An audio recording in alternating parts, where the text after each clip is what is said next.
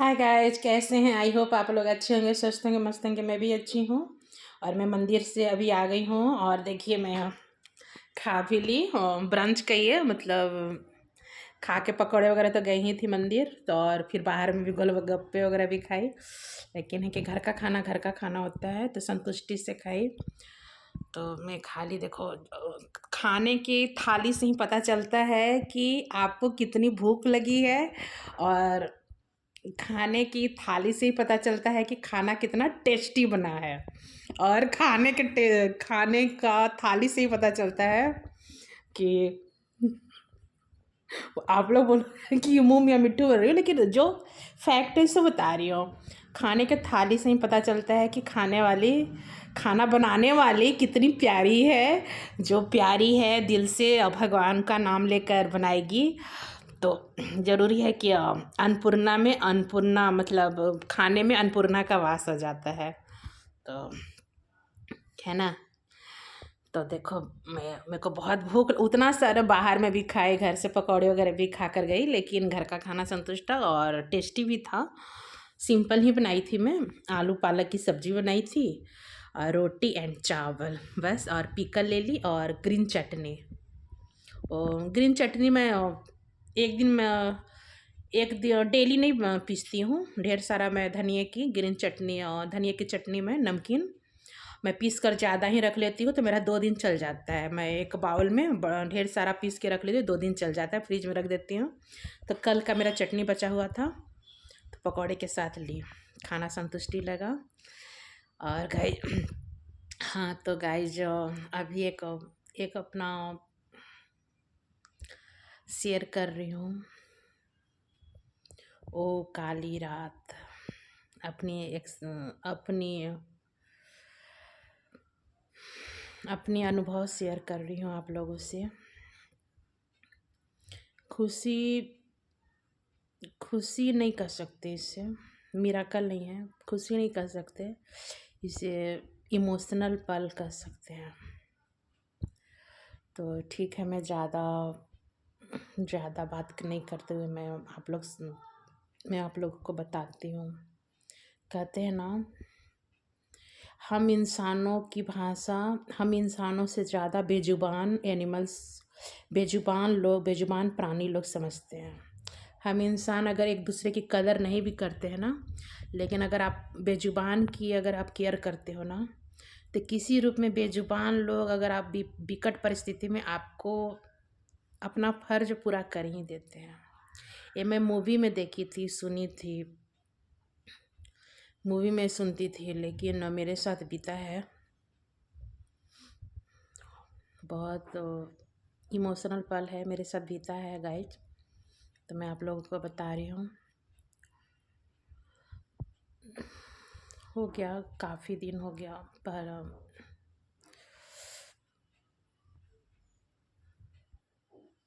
Few year later, जो बोली English मुझे उतना नहीं आती है, मतलब काफ़ी कुछ दिन पहले की बात है, कुछ साल पहले की बात है। तो बहुत ऑल ऑफ सडन मैं एक पार्ट बाय पार्ट में शेयर करूँगी अपनी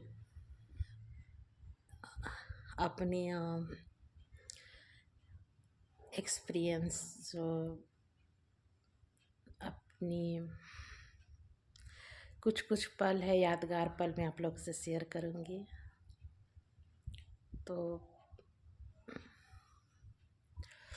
जब मैं अचानक, और ओ काली रात में अचानक से मैं अपने बच्चों का टीका हो लगता है ना, वैक्सीन, तो मैं अपनी बेटी को वैक्सीन दिलाकर सारा दिन हॉस्पिटल में ही बीता, क्योंकि मेरी बेटी को थोड़ा सा डॉक्टर से बीमार भी थी तो डॉक्टर से दिखाई भी थी, और उसका ड्यू जो वैक्सीन जो चलता है बच्चों का, वैक्सीनेट जो होता है ना, जो जो बच्चों का इंजेक्शन वाला कार्ड बनता है, तो भी ड्यू था, डिले हो रहा था, बीमार थी, तो उसको भी दिलाने लाने में काफ़ी देर, मतलब हॉस्पिटल का चक्कर लगा रहा।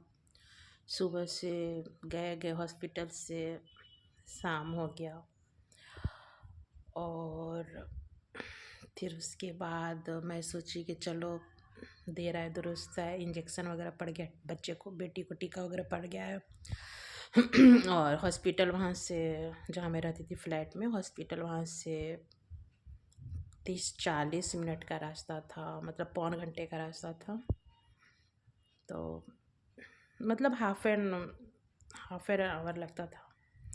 तो मैं सोची कि चलो अब घर पे जाके फुल्ली टायर्ड थी, तो मैं सोची कि रिलैक्स करूँगी और बेटी को भी सुला दूँगी दिन भर। उसको दो दिन वैक्सीन लगा था, तो बच्चे को लगता है ना, दोनों तरफ लगा था, पीछे बैक साइड में, तो चल नहीं पा रही थी। तो डॉक्टर बोले थे कि वैक्सीन में तो बच्चे को तो वैक्सीन पड़ता है, रोते हैं, ले फीवर भी आता है, तो फीवर का बोले कि जब फीवर आएगा तो PCM दे दीजिएगा, PCM सिरप।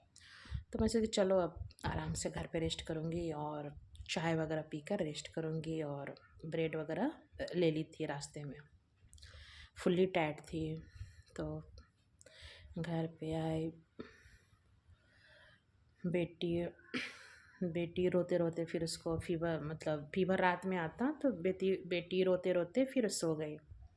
फिर मैं चाय बनाई और ब्रेड सेकी कि चाय ब्रेड पी के और फिर मैं आराम करूँगी। और बच्चों को तो जानते हैं कि टीका पड़ता है, वैक्सीन पड़ता है, तो कितना फिर बच्चे लोग फिर रोते हैं, रात भर जगाते हैं, तो इसीलिए मैं सोची कि थोड़ा रेस्ट कर लो। अभी मैं चाय ही पी रही हूँ। मेरा बहुत ज़्यादा अचानक से मेरा बहुत तबीयत ख़राब हो गया, ऑल ऑफ सडन मेरा तबीयत ख़राब हो गया। क्या बताऊँ मैं, आप लोग विश्वास नहीं करोगे। ऑल ऑफ सडन मेरा तबीयत ख़राब हो गया। मुझे लगा कि बेटी को इंजेक्शन पड़ा है, और बेटी भी आवाज़ सुन के मैं रोने लगी, जग गई। और उसका पूरा दोनों तरफ से बैक साइड उसको वैक्सीन लगा था, तो पूरा सूजन हो गया था, वो चल नहीं पा रही थी। लेकिन वो अपनी भाषा में, छोटी थी, रो रही थी कि मम्मी को क्या हो गया। और मैं अपनी बेटी का फेस देख के मुझे लग रहा है कि ज़िंदगी का भीख मांगने लगी, कोई तो मुझे बचा लो, रात हो रात, मतलब कोई तो मुझे बचा लो। जहाँ पे रहती थी वहाँ पे मैं, हस्बैंड का बाइक था, लेकिन मैं बाइक पे बैठने के हालत में नहीं थी। मैं बाइक पे, मैं अगर कोई मुझे पीछे से नहीं पकड़ेगा तो मैं बाइक पर कैसे बैठूँगी, फिर मैं अपनी बेटी को कैसे कैरी कर पाऊँगी। मैं उस हालत में नहीं थी, मैं पूरी तबीयत ख़राब थी, मैं अर्ध बेहोशी हालत में थी और ज़िंदगी की भीख मांग रही थी। वो मोमेंट मेरे लिए बहुत पेनफुल रहा है। ये जो जीवन देख रहे हैं ना, मुझे बहुत कई इंसिडेंट्स हुए हैं कि मैं आप लोग के सामने मर मर के बच्ची हूँ। तो फिर बताऊँगी नेक्स्ट पार्ट में। लेकिन इतना बताऊँगी कि जो मेरी जान बची है, मैं बहुत अपनी होप छोड़ दी थी। और पता नहीं, कहते हैं कि मैं बचपन में, बिफोर मैरिज, मेरे घर गौ माता रहते थे मैके में। तो गौ माता का बच्चे वच्चे होता था तो मुझे अच्छा लगता था, तो मैं, गाय घर था बैक साइड में मेरे घर में मायके में, तो मैं गौ माता की बच्चियाँ लोग को मैं ग्रास वहीं पर से निकाल कर देती थी, जो दूब होता है खिलाती थी, फिर पानी पिलाती थी। फिर मेरी शादी होते होते मैं बहुत गाय की बच्चियों को सेवा की थी। मैं, वो गाय बनकर तैयार हो गई थी वो। और पता नहीं उस दिन हमारे मैके में, पता नहीं गौ माता को पता कैसे चल गया, जिस बच्चिया को मैं सेवा करती थी उसको कैसे पता चल गया। मैं बहुत दूर थी, वो रात में सुबह शाम दूध देती थी, स्वस्थ थी, दूध देती थी। लेकिन वो रात में अचानक उसको, जिस समय रात में मैं बीमार हूँ, उसको गौ माता भी इधर बेचैन होने लगी मेरे मायके में। पता नहीं उनको कैसे मतलब होता है ना कि आभास मिल गया कि मेरी बच्ची बीमार है, मेरे बारे में। और अचानक अच्छी खासी गौ माता थी, और फिर सुबह बीमार थी। फिर वो नहीं बता सकती मैं। ओके।